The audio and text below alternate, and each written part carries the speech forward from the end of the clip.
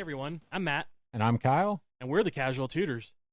Today we're coming at you with a short, quick episode covering how to pick your commander for EDH or commander. And it's gonna be super quick, seems pretty straightforward. But before we get to that, like always, we're gonna do a little bit of housekeeping. Make sure you're following us on all our socials. We're pretty much everywhere. That's Facebook, Instagram, Twitter, at Casual Tutors. We're also on TikTok, YouTube, and we have our own Discord, which is getting more and more active as the weeks go by. So join in, jump into discussion, share spoilers, post a meme, do whatever you got to do. We love interacting with you guys. We want to keep growing, and we just want to keep having these awesome conversations we've been having.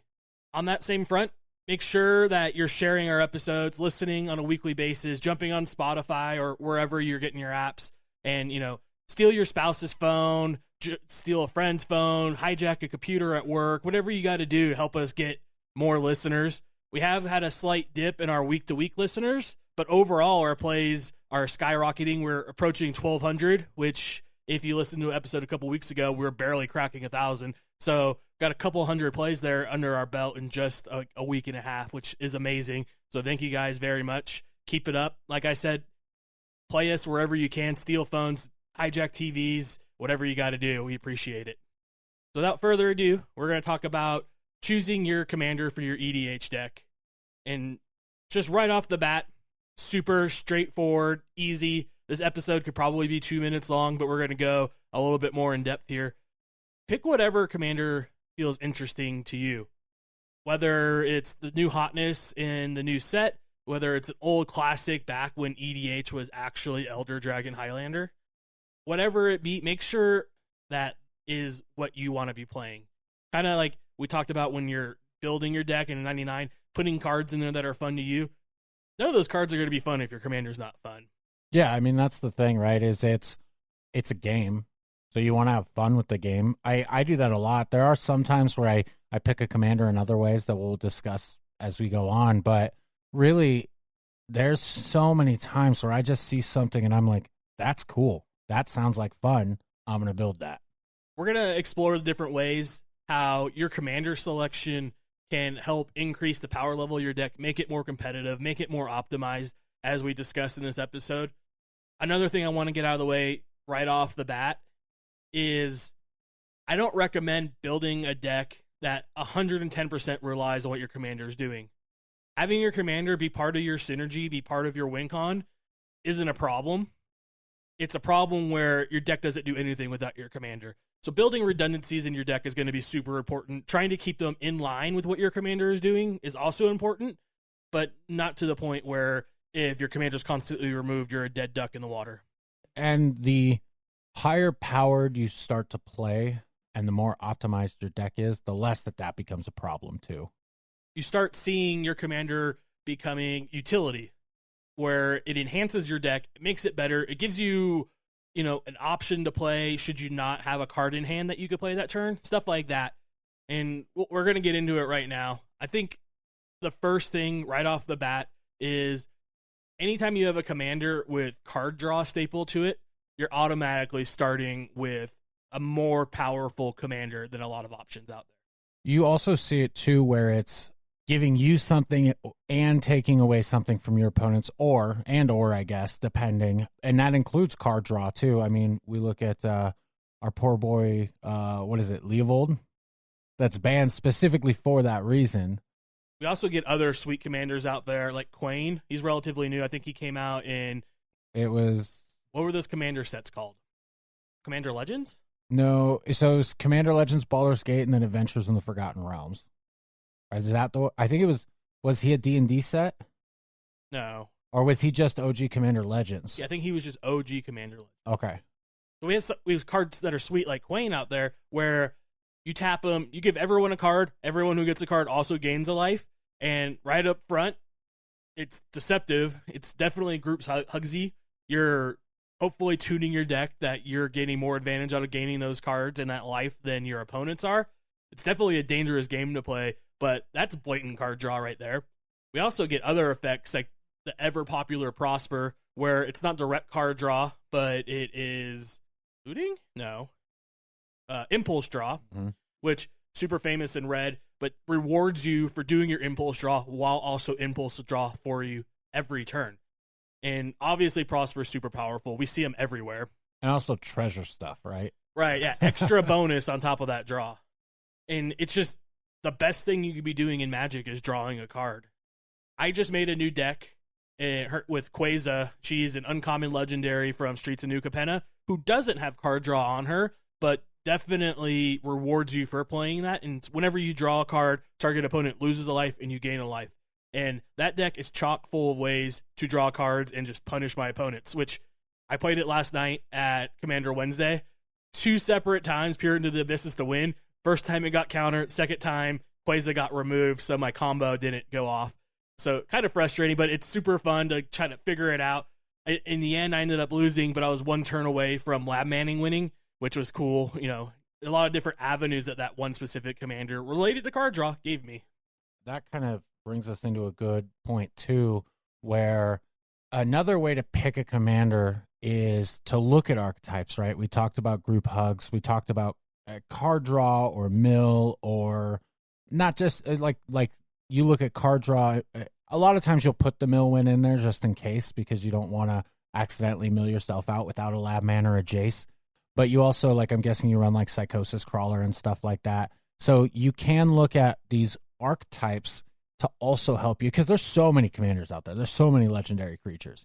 So one of the things I do is I go, okay, you know, maybe I do want to build a group hug deck. Let me look, what are the popular group hug commanders? And then I go, I don't want to build Queen. I don't want to do this. I don't want to do that. Oh, this looks cool. And then build it from there. But there's still going to be a ton, right? You look at, especially depending on the archetype you choose, because if you look at like counters, right, you're going to get a list of 300 different cards probably. Yeah, definitely one of the most popular strategies. Right. So the other thing you kind of have to sit down and think of is, am I going to build fun or am I going to build more powerful? And I think that's really where the tough decision comes for people when it comes to picking a commander. Is I think you see both sides of the board. I think you see where people don't want to build like super powerful because they're worried about like targeted removal, like that card being an instant removal, right? They are worried about how it affects their play group and stuff like that. But I also see the other way where people don't want to take the risk to build something fun where they go, oh, well, I'm going to build counters, so I'm going to build a Traxa because that makes the most sense rather than building something fun. I like Vorinclex. Vorinclex is fun. Monocolored decks are cool. Yeah, who doesn't love mono green when I get counters and you don't? Like, that's not a problem, right? And it can't be that good. It's only one color. Green is definitely not like the new best color in Magic at all. It's black. Always has been. But you know, that's kind of the important thing is tuning your deck around your commander and really emphasizing, you know, what your commander is doing, like I said, without totally relying on the commander. And it's definitely a balancing act, like you talked about, between fun and power level. We obviously can go into all these meta threads about CDH decks and see what everyone's discussing in the deck list they're tuning and actively working on and just copy that and have the most powerful deck in our group. And that's fine. I mean, if you're playing in a CDH pod and you all play crazy freaking like CDH decks, like level 10 decks, you're proxying your deck. If it was real cards would cost $12,000. That's totally fine. There's nothing wrong with that. But you just need to know your play group, right? You can't show up to the casual table with that. And that, I think, goes a lot into picking your commander, right? Even if you don't build it CDH, if you sit down and build Quarkoshima and you sit down at a table with that, nobody's going to be happy at that table. Already emphatically powerful just by what the commanders do. Right. So that is something that you have to think about when picking a commander is, what message am I sending when I slap that down? Right. I've never really thought about it this way before, but it really is. It's you have to kind of think of the social aspect of it, or the not the social aspect, but what is the reputation that those commanders have, yeah, right? The perception they have, they give off. Right. Is you really have to think about, okay, am I immediately painting a target on my back even though I didn't make this super powerful? Yeah, just a little further down this sidetrack. Again, last night I was playing a player who was playing Korvold, and everyone knows what Korvold does. It's a big dragon. You sacrifice stuff, you draw a card, it gets a 1/1 counter.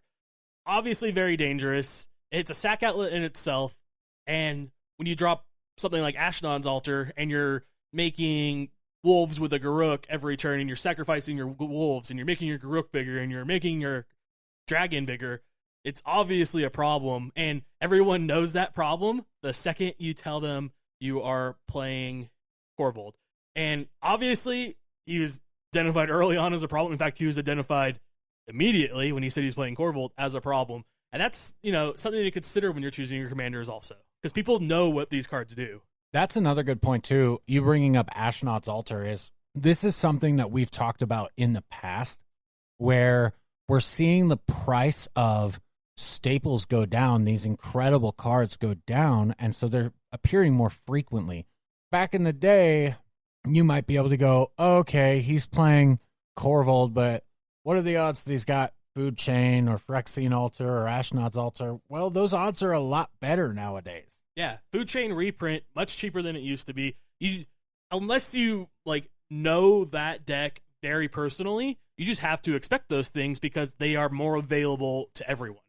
Getting back to tuning your deck and powerful things your commander do, like drawing a card, making your deck emphasize what your commander does is a good thing.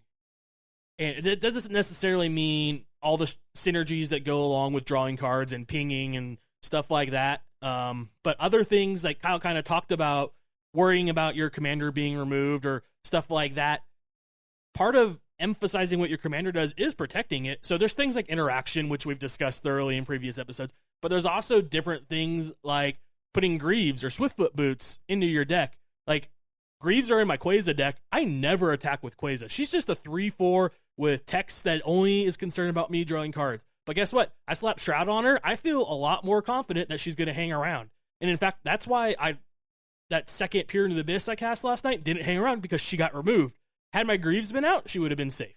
So just little things like that to help emphasize your commander and protect them, or, kind of contribute to their game plan. Stuff like that is what you need to focus on. Right. This goes back to something I mentioned in the Mana Bases episode. It's I call it the third rule, right? A third of your deck is lands, a third of your deck is game plan, and a third of your deck is utility, basically. That's all your ramps and your interactions and your protections and everything like that. It's just as important, and I see a lot, and those can always overlap, right? Like, you build the Dino deck, a lot of your interaction or fight spells, but that doesn't mean you don't play Swords to Plowshares. You know what I mean? It can overlap, but at the same time, don't get caught up in that. Don't go, oh, well, this doesn't seem to fit with my commander. If it's Mana Ramp, I can guarantee you it fits with your commander, whoever your commander is. Mana Ramp being the perfect segue into the next kind of powerful commander to consider for whatever deck you're going to be building. And obviously, kind of like we said, this is getting more into the more competitive levels where your commander's acting more like utility in your deck rather than the win con. And that is, your commander has some kind of mana ability staple to it. We see it with Savala. We see it with different things. I guess this isn't directly a mana ability, but my Ragadraga deck emphasizes mana dorks and rewards mana dorks. So I kind of tie it in here. And I mean, Ragadraga is kind of jank, but he's powerful at the same time. I've definitely cleared tables pretty easily with him. So just mana abilities coming in. Obviously, right off the bat, casting your commander with a mana ability gives you immediate advantage, just having their presence on the board. And if you're having any kind of synergies or any kind of tie-in with what your commander is, you're probably playing additional ramp. And that just means you're going to be quick, you're going to be right on your game plan, and you're going to be dominating your table. That's a good point, too. Talking about mana is the converted mana cost of the commander.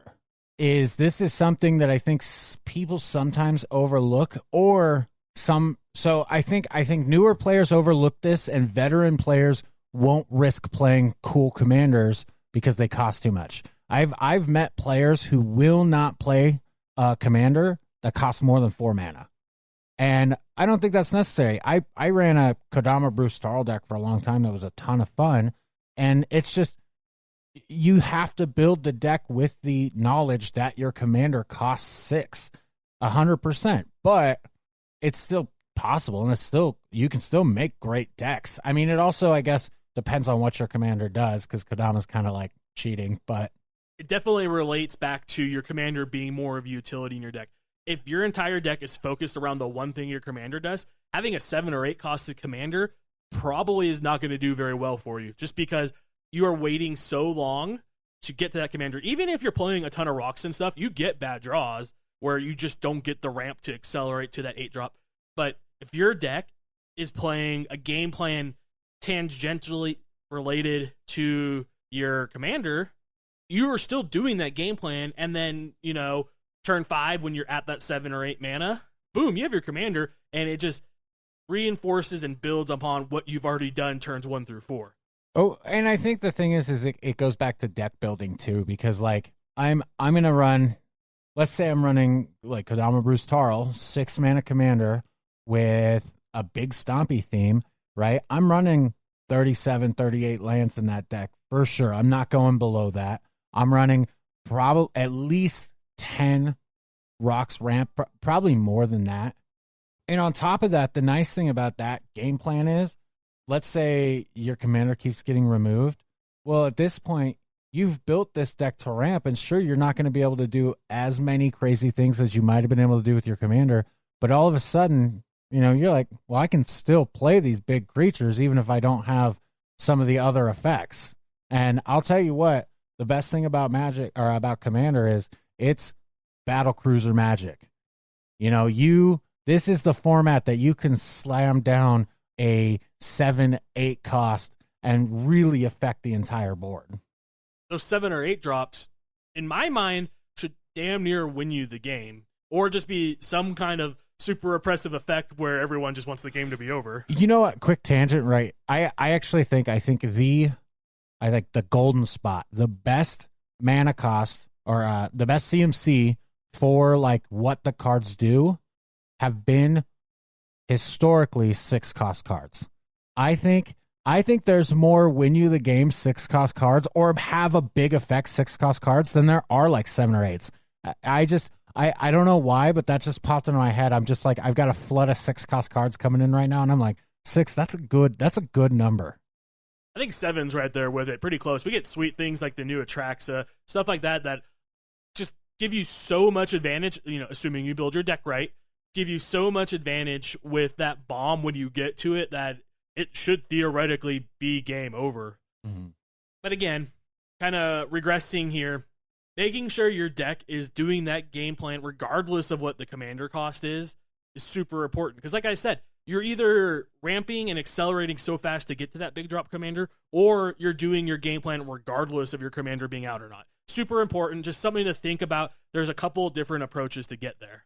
But, definitely having that mana ability on your commander, whether, I wouldn't say have a 7-drop mana dork commander. That's probably not that great. Sounds sweet. It sounds pretty janky and fun, but if you're going for that optimized 7-8 power level, you're probably going to have a little bit of a bad time, unless you literally take this advice 100% to heart and literally have your commander do nothing in your deck, and your deck just goes anyways, which I've seen people play commanders just for colors.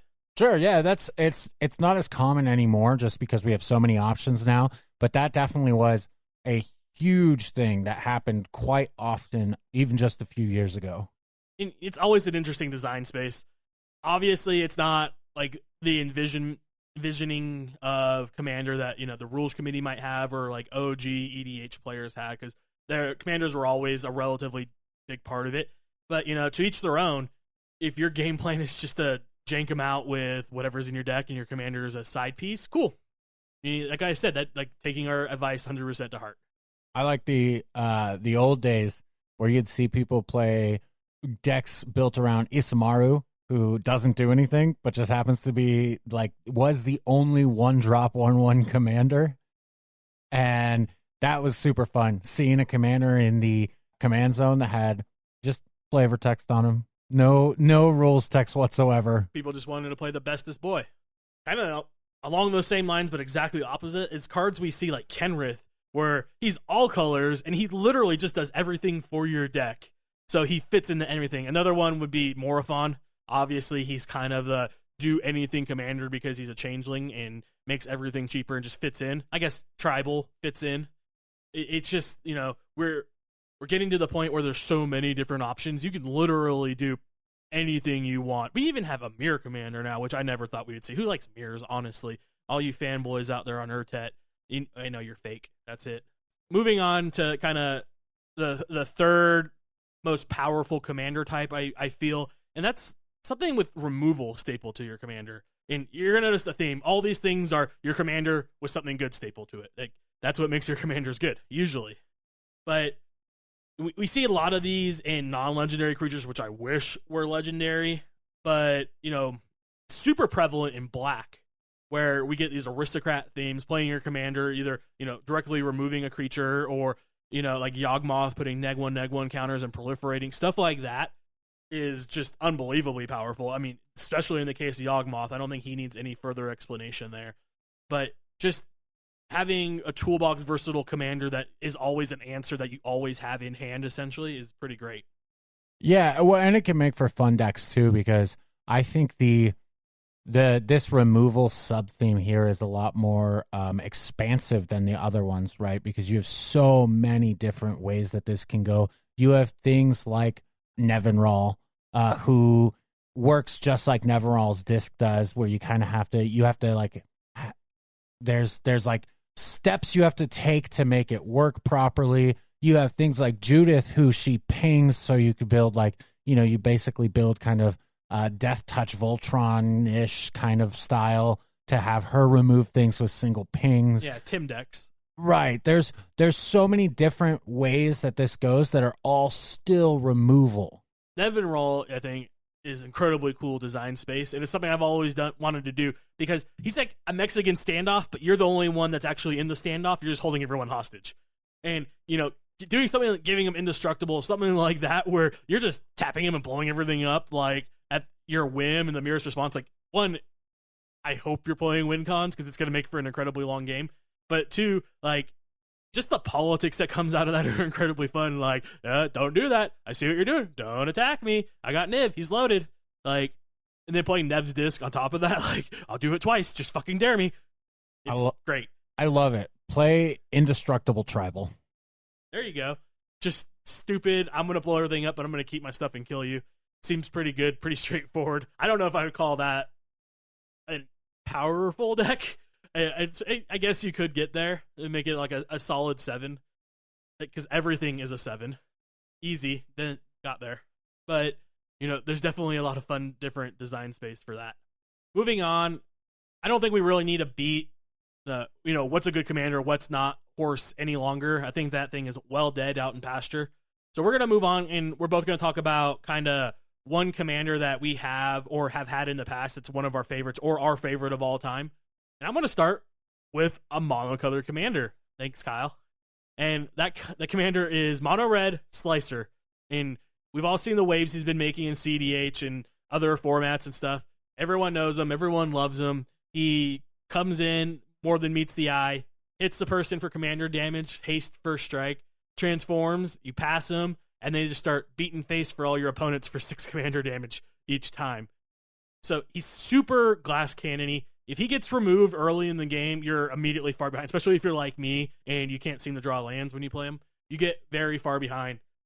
But once you start attaching equipment and auras to him, you're the controller of those permanents, so you get all the benefits, and Slicer just keeps killing, just keeps blasting. And he's a transformer, so he's fun on that aspect. He's kind of cool. He's obviously super powerful because he kind of wrecked the CDH meta when he came out. And it's just, I put him down on a table, and anybody who doesn't know what he is like, oh, cool, play your transformer. And then I give him to him. I'm like, hey, kill someone. Can't sack him. Have fun. Don't hit me. Stuff like that. And like, they get wise real quick. And he's super sensitive. Like I said, it's a targeted removal, puts you behind. If your opponent's playing vehicles, you're absolutely shafted because they just start crewing vehicles with him. But he's definitely one of my favorites. And he's definitely something that emphasizes kind of the opposite of what we preach, where you don't want to rely on your commander too much. But he is like the best Voltron commander in my mind. And just my entire deck is focused on getting equipment out and just letting him beat face at huge levels, double striking, drawing cards, fixing my mana, blanking stuff. He literally does everything when he does combat damage when he's properly equipped. But then also having other creatures in the deck that are my secondary game plan, assuming I draw lands, my secondary game plan. Mine's pretty hard. I sat here and thought about it for a few minutes, really trying to think of who I would consider one of my favorites. I think the commander that I had some of the most fun with, and it really resonated with me on how I like to play commander, was probably Joda Archmage Eternal.